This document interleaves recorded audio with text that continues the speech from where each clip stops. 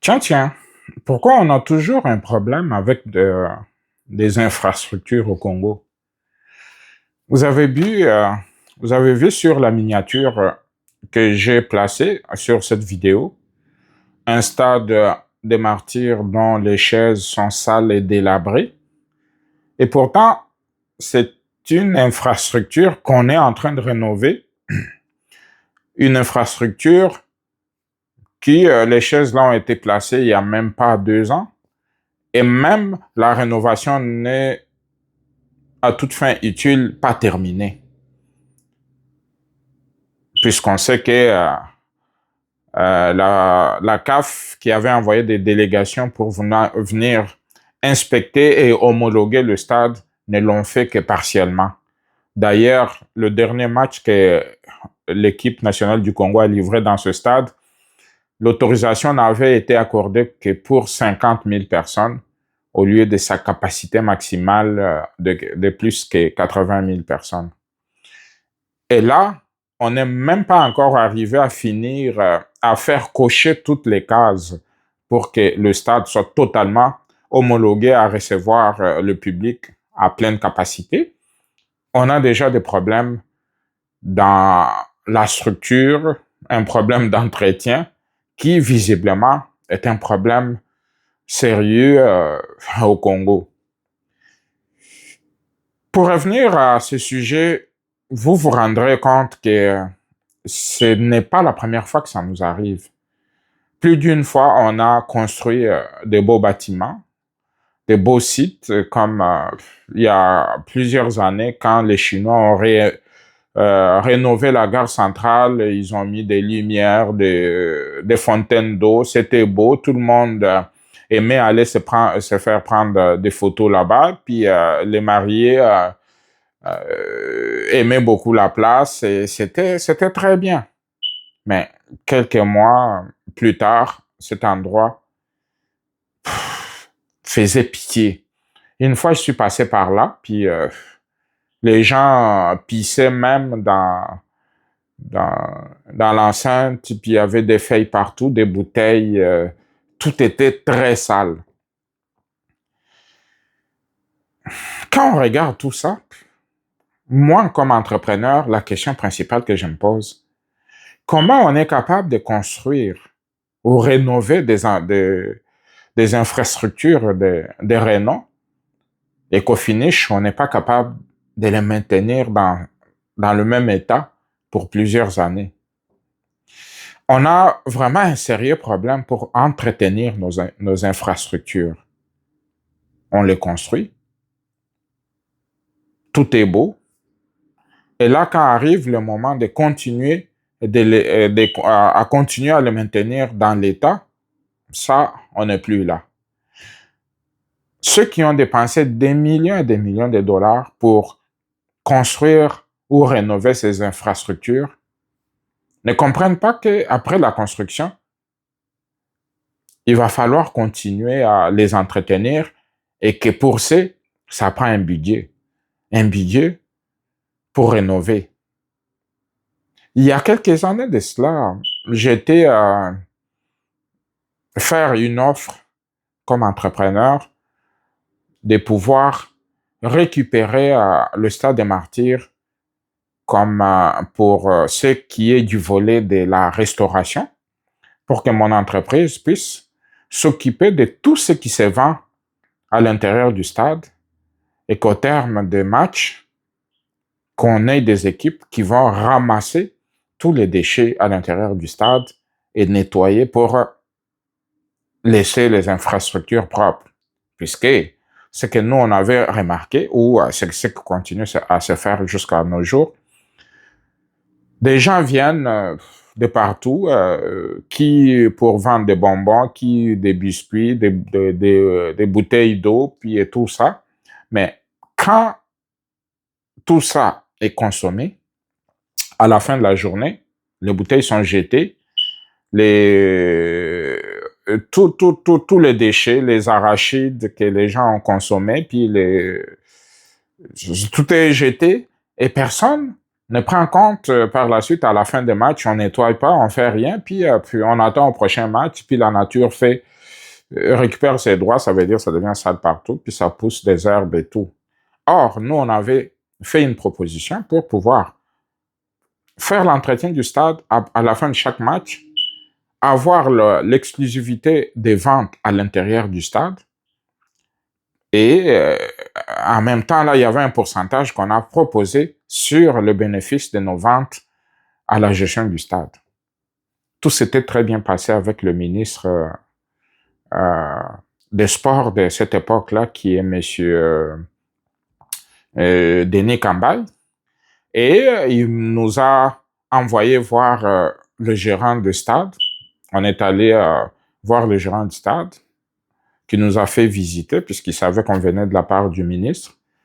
Mais au terme de la visite, on s'est assis, puis on lui a dit, puis on était intéressé à faire en sorte qu'il n'y ait plus de personnes extérieures qui viennent vendre à l'intérieur du stade, que nous, on va installer nos infrastructures, une chambre froide pour ce qui est de toutes les boissons froides, des installations pour que tout ce qui va se consommer dorénavant à l'intérieur du stade ne provienne que de notre compagnie.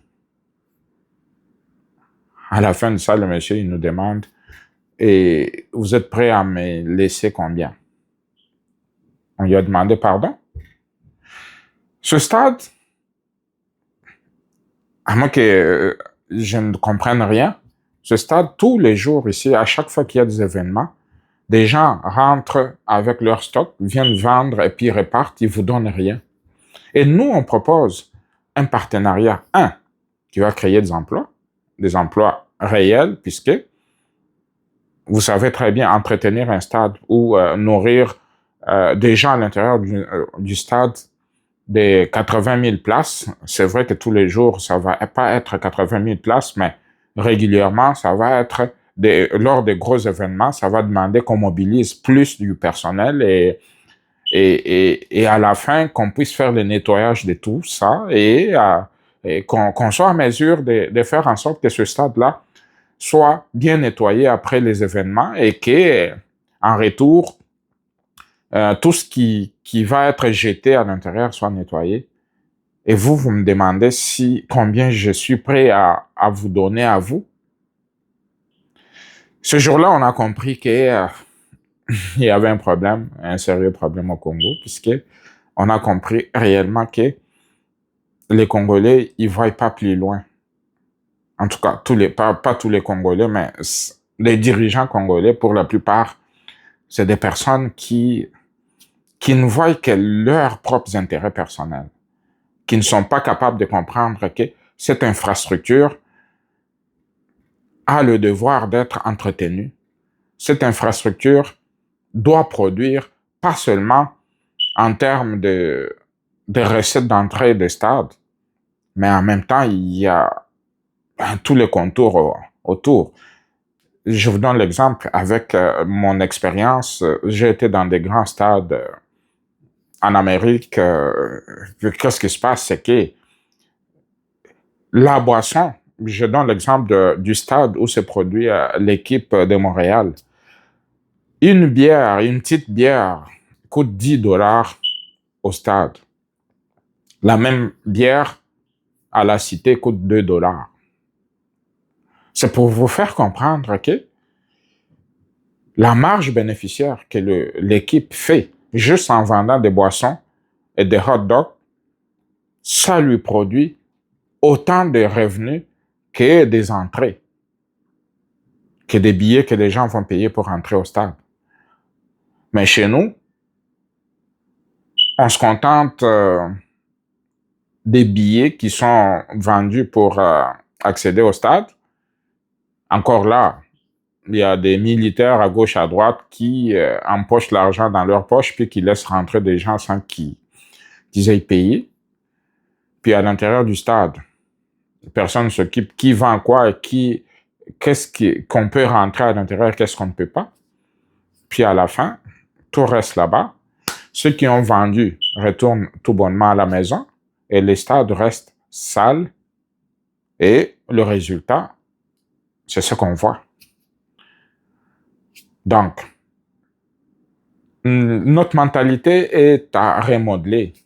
On se doit de réfléchir à une bonne façon de faire pour que de pareilles choses ne puissent pas continuer.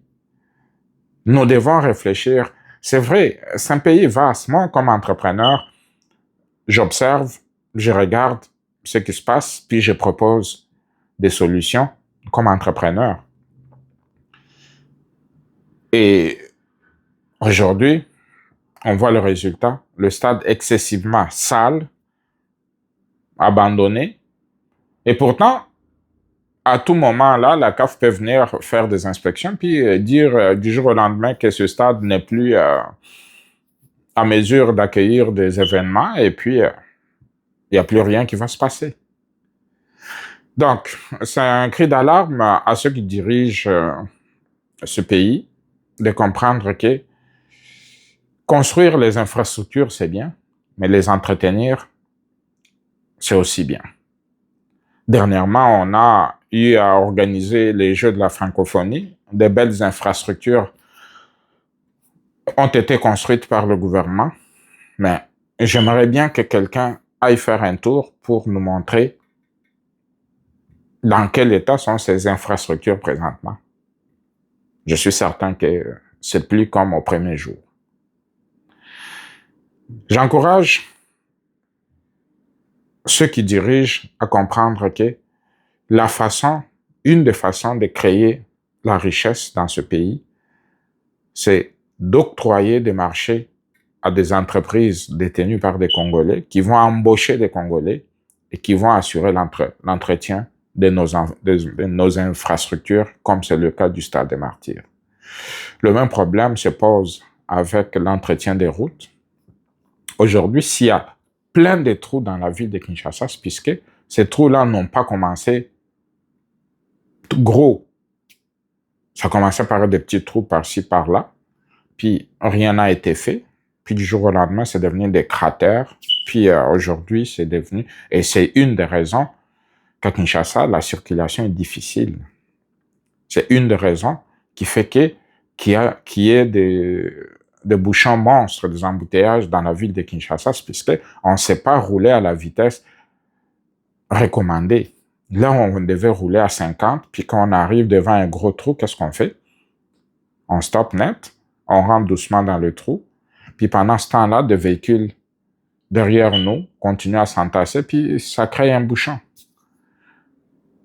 Donc, si on prenait l'habitude, après la construction des infrastructures, commune par commune, léguées par exemple à des entreprises privées congolaises qui vont avoir un contrat où ils vont déterminer le montant mensuel d'entretien, par exemple. Je donne un exemple simple. Pour toute la commune de Kasavubu, l'entretien de toutes les routes, on va donner par exemple à une entreprise X détenue sûrement, je le dis très bien, détenue par un Congolais, et cette entreprise va s'occuper de surveiller les routes, de s'assurer que dès qu'il y a un petit trou quelque part, ils viennent, ils vont patcher, puis ils vont s'assurer que tout est correct.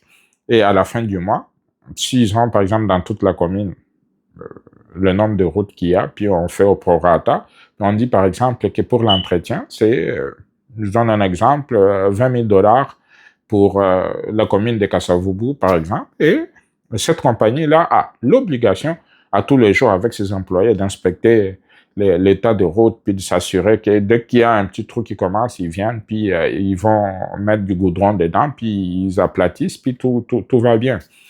Au Québec, ça se fait très bien. C'est un des pays où une des villes au Canada où il fait excessivement froid, où l'hiver, on déverse beaucoup de sel pour nettoyer les routes, où le froid est rude. Et à la fin de l'hiver, si vous arrivez à Montréal, vous allez vous rendre compte qu'il y a plein de trous partout. Mais au bout d'une semaine, revenez, vous allez voir, tout va être réparé et on va patcher partout, puis vous allez revenir une semaine plus tard, vous vous rendrez même pas compte que là où j'ai été il y a 2-3 jours, c'était comme ça. Mais pourquoi au Congo, on n'est pas capable de faire ce genre de travail, d'avoir des entreprises pour pouvoir surveiller la continuité de travaux. Et on parle dans le domaine des routes, on peut aussi parler dans le domaine de l'électricité ou de la lumière publique. On pourrait aussi avoir une compagnie d'électricité détenue par un Congolais ou une Congolaise qui, euh, qui visite des lampadaires dans un rayon donné, puis qui regarde s'il y a une lumière qui est brûlée, puis qui va le remplacer aussitôt possible.